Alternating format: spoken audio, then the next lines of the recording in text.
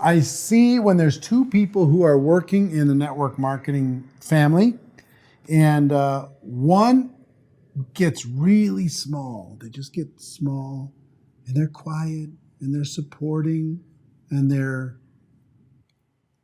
the other one's really bright. There's two reasons why that person gets so small. One is programming. They were programmed to play small. That was a survival mechanism from a long time ago. The other one is by them being their full, brightest, most powerful self, they threaten the other person. And the other person reacts negatively to them shining their light at full brightness. So to keep harmony in the family, they dim their light.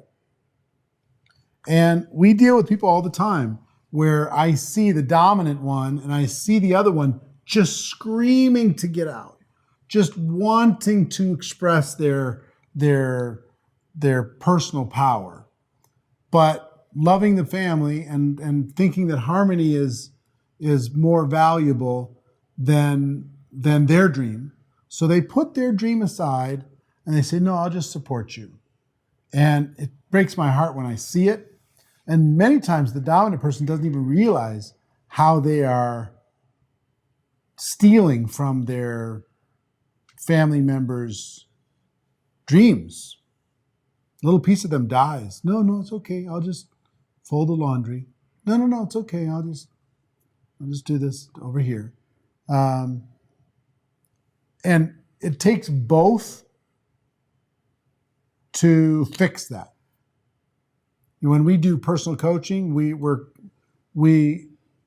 have to coach the dominant one to, you need to make space in your life and in your business for your spouse because they want a space there. And you need to stop pushing back so hard every time they take a little step.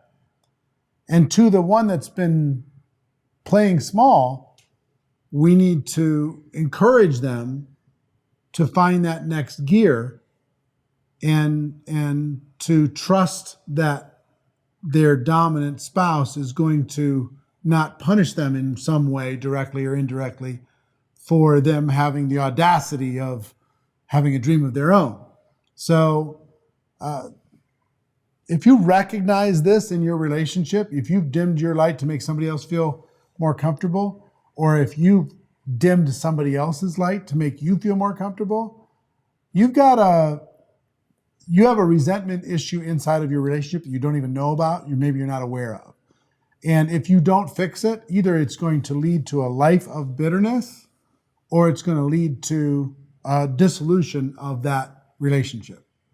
So just know this is a symptom of a bigger issue. And how do you get past that? Over communication, trust, respect, understanding each other and honoring each other through the process of finding what it is that you love to do and helping another person to achieve it also, creating space for them to be able to do it. It doesn't diminish a confident person to let another person be confident in their family. It doesn't diminish them. It might diminish an insecure person to let a person be confident next to them because it exposes them in some way. But if you're insecure of your own spouse, I feel sorry for both of you in the relationship. You need to figure out a way to communicate that, to develop trust, and to build respect. Your thoughts? And just one of the things that you also need to be aware of, especially if one spouse is building network marketing business and another spouse is working at the job, first of all, you are the person who is inside of network marketing. You're surrounded with positive people. You're surrounded with dreamers. You're surrounded with people who are pushing you and believing in you. And your spouse may not be. Most of the time, they might be inside of the negative environment of politics that people are constantly waiting to stab you in the back or take your spot or take off your territory, depends on your business or whatever it might be. So first of all, remember that you might be surrounded in a much better environment than they are. On the other side, you need to also remember that inside of network marketing business, we pay a lot of attention to personal development, to self-growth, and your spouse is not getting that growth necessary, is not getting that self-development necessary. So you need to help them and expose them as much as possible to self-development and personal growth, because you either grow together or you grow apart. And if you're gonna grow apart, it's just a matter of time when you will start speaking different language, when you will start having different interests, different hobbies, different vision, and Pretty different soon you're lives. living separate lives, And yeah. pretty soon you're You're living just separate roommates. lives. Exactly. And that's most of the time happens because, you see it more and more often, especially when kids grow and go out of a house, go to the college, move to the college.